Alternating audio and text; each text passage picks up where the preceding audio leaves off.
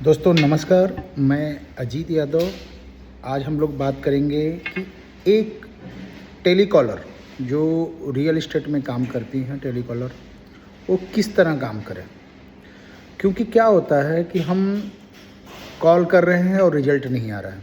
इसके लिए हमने एक सिस्टम बनाया है जिसको अगर कोई फॉलो करता है तो 100% उसका ग्रोथ टेलीकॉलिंग के दुनिया में ज़रूर होगा।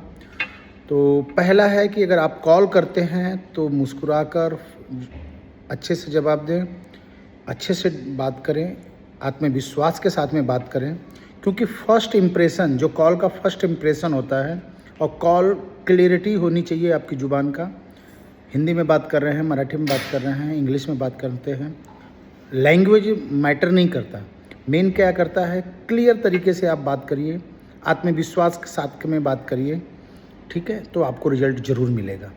दूसरा पॉइंट आता है कि ज़रूरत को समझें, केवल पीच मत करें। क्लाइंट की क्या ज़रूरत है? क्लाइंट की ज़रूरत है 1 BHK की 2 BHK, नाला सोपारा। अब उसको नाला सोपारा वसई विरार में घर चाहिए, मुंबई में घर चाहिए, और आप पीच कर रहे हो कि नहीं पालघर में ले लो, तो कभी नहीं लेगा। तो कभी भी पीच मत करो, उसकी ज़रूरत को समझो।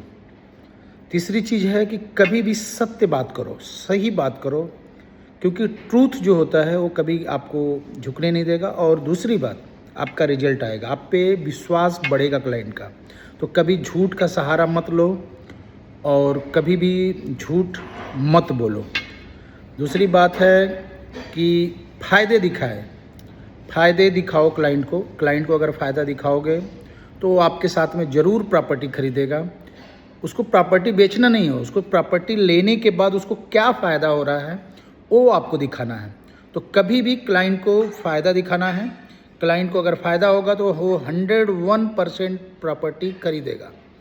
दूसरी बात है कि अर्जेंसी दिखाओ, दबाव मत बनाओ प्रॉपर्टी खरीदने के लिए।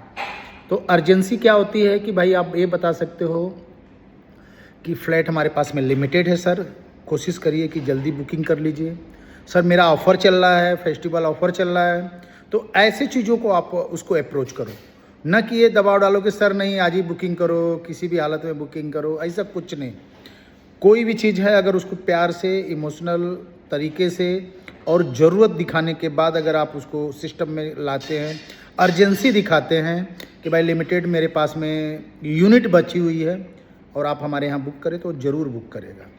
दूसरी बात की है कि आपत्ति, उसकी क्या आपत्ति है उसको अवसर बनाओ। वो बोलता है मेरा 20 लाख का बजट है। सर है ना मेरे पास में फ्लैट, यानी उसके 20 लाख का बजट है। अब उसकी आपत्ति है कि मेरा 20 लाख का मेरे पास में बजट कम है, और आप बोल रहे नहीं ये वाला 25 लाख वाला दिखाओ। नहीं सर, जो उसका बजट है उसी के इर्द गिर्द में आप अगर प्रॉपर्टी दिखाते हो, आपकी क्लोजिंग क्षमता बढ़ती है। क्लाइंट कहाँ पे लेना चाह रहा है, वो घर के नज़दीक लेना, स्टेशन के नियर बाय में देख रहा है, तो उसको देखो, ठीक है। यानी आपत्ति को हमेशा अवसर की कोशिश करो, अवसर में बदलने की कोशिश करो, ठीक है।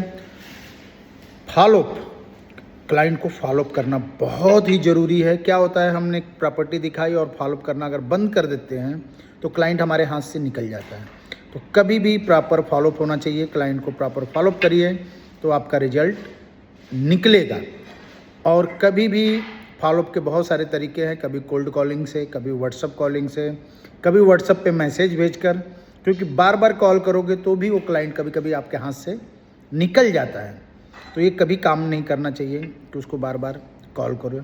उसको रिमाइंड के तौर पे देखना है तो आप उसको व्हाट्सअप पे भी रिमाइंड के तौर पे आकर्षक उसको ऑफ़र भेजकर उसको आप अप्रोच कर सकते हो।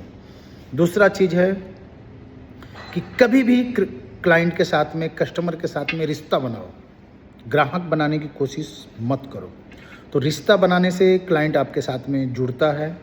अगर वो नहीं भी लेता है कल के प्रॉपर्टी, तो ज़रूर किसी न किसी को वो आपके लिए अप्रोच करेगा कि ये प्रोजेक्ट या ये पर्सन जो मुझे कॉल कर रहा था ये बहुत ही अच्छा है, ये बहुत ही अच्छी इसका रिलेशन है, ये कभी भी हमारे साथ में चीट नहीं करेगा, ये हमें अच्छी प्रॉपर्टी देगा। तो दोस्तों, एक टेलीकॉलर के लिए अगर इस सब चीज़ों पे विशेष ध्यान रहता है कि पहला कि फर्स्ट इम्प्रेशन, ज़रूरत जो है वही बताओ, फालतू पीच मत करो, सच्ची बातें करो, क्लाइंट के फ़ायदे की बात करो, अर्जेंसी बनाओ, दबाव मत बनाओ फ्लैट लेने के लिए। आपत्ति को भी आप अवसर बनाकर फ्लैट सेल कर सकते हैं। तो दोस्तों, यहीं पे मैं